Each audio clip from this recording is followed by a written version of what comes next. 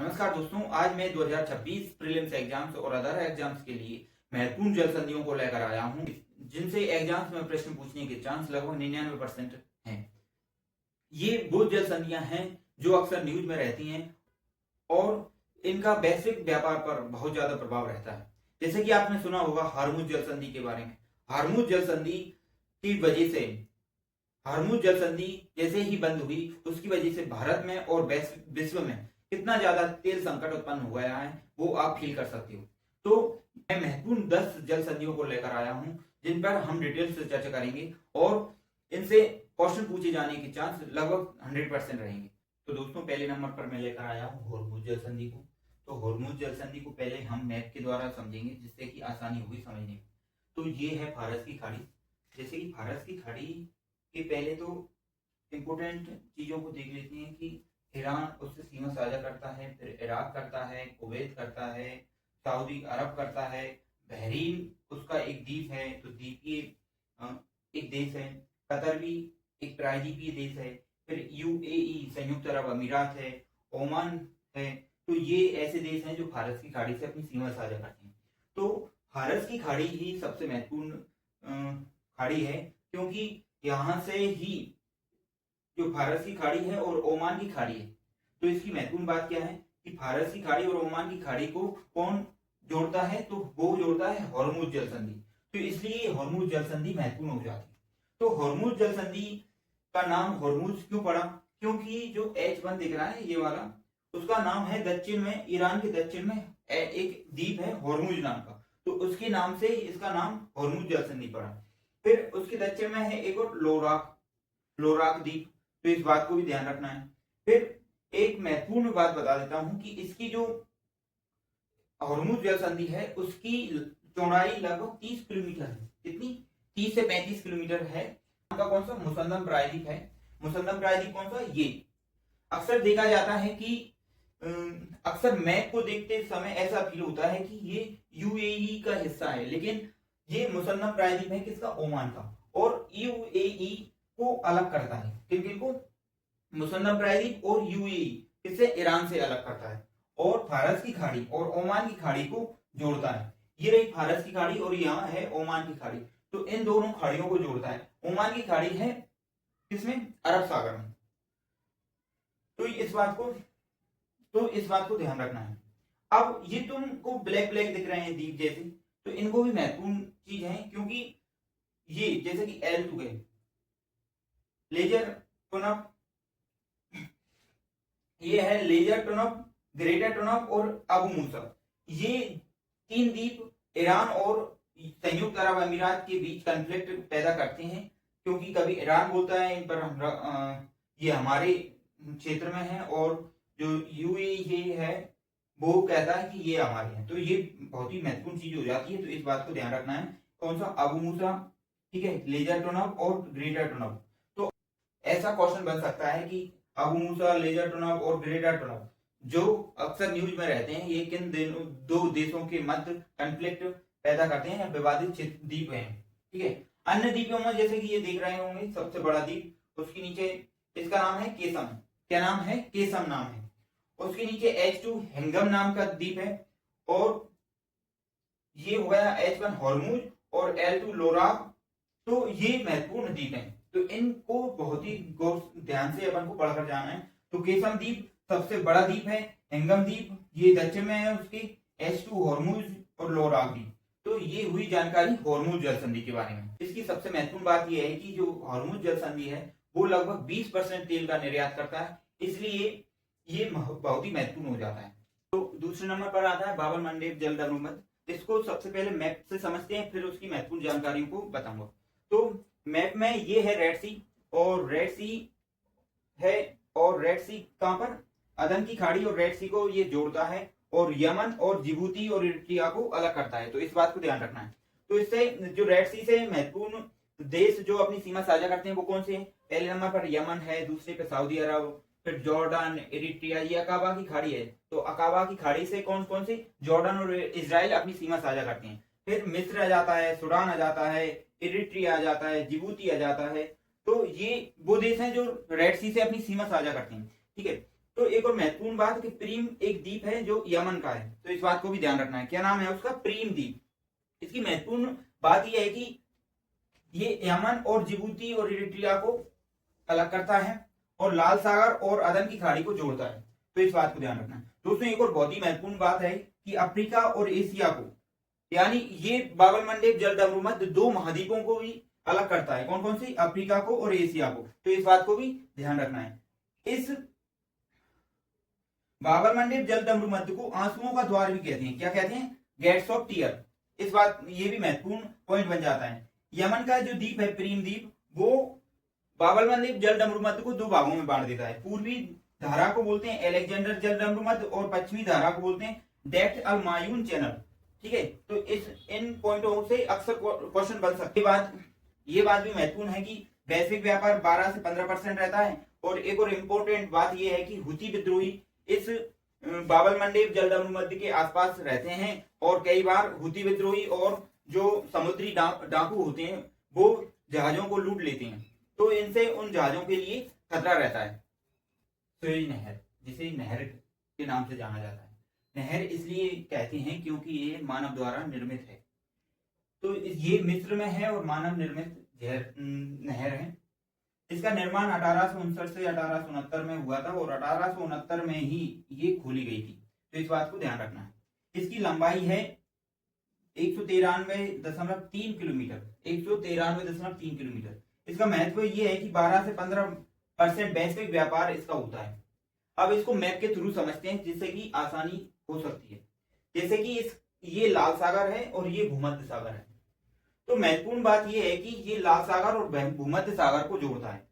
क्या ये मानव द्वारा निर्मित की गई हैं? ये इसके बीच में कई सारी लगभग 4 झीलें हैं। उन झीलों को जोड़ जोड़कर इस कैनाल को बनाया गया है। तो जो भूमध्य सागर पर स्थित है इसका पोर्ट, वो है पोर्ट सईद। तो और जो लाल सागर में है उसका नाम है पोर्ट सुएज। तो ये मिस्र में बनाया गया है।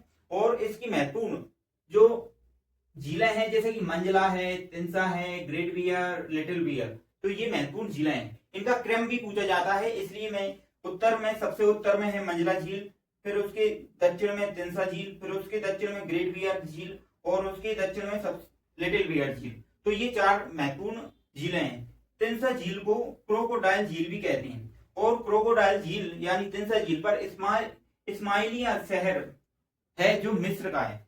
तो ये जानकारी हुई सुएज नहर के बारे में। और समझते हैं, फिर देखते हैं।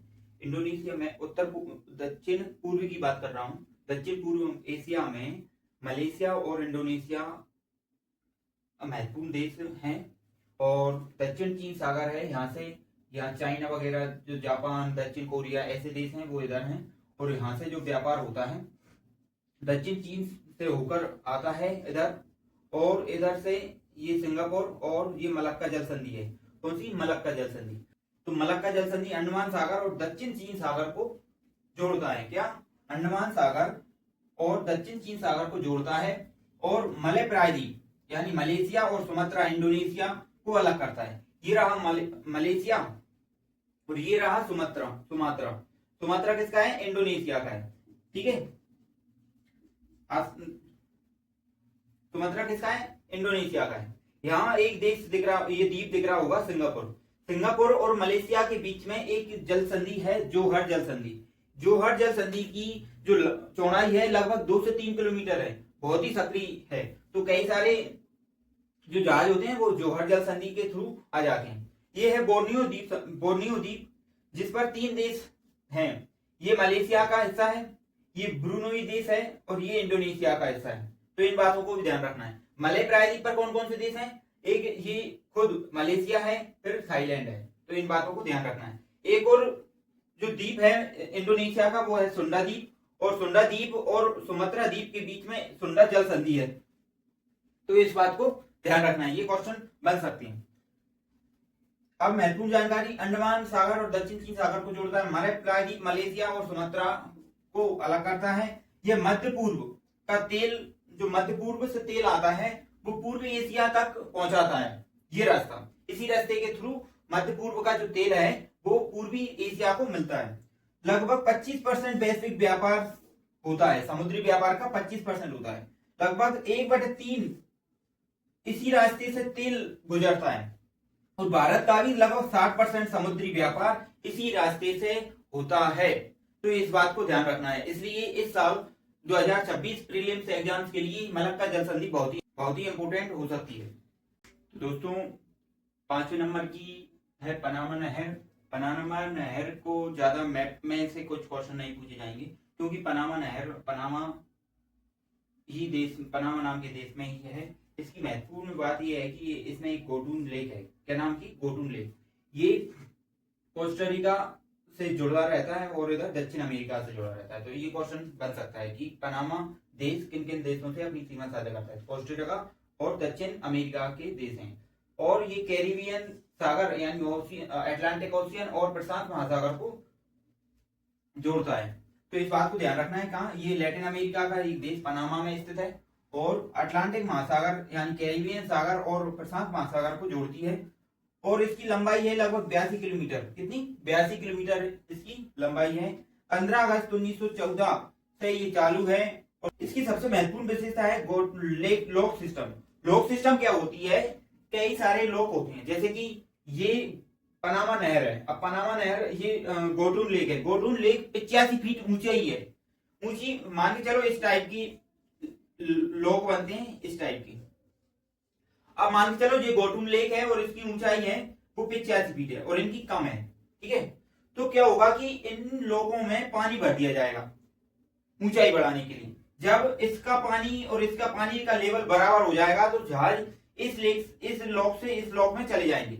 और फिर क्या होगा कि इस लॉक में पानी ज्यादा ऊंचाई पर रहेगा और इसमें कम ऊंचाई पर रहेगा, तो इसमें भी पानी भर दिया जाएगा तो बराबर हो जाएगा, फिर खाली कर दिया जाएगा और इस प्रकार जहाजों को इधर से उधर भेजा जाता है। तो ये रही पनामा नहर, जो महत्वपूर्ण हो सकती है, क्वेश्चन बन सकते हैं। इसकी महत्वपूर्ण बात है कि 5% समुद्री व्यापार यहाँ से गुजरता है, तो महत्वपूर्ण तो है, इसलिए इस जल संधि को भी अच्छे से याद कर लेना है।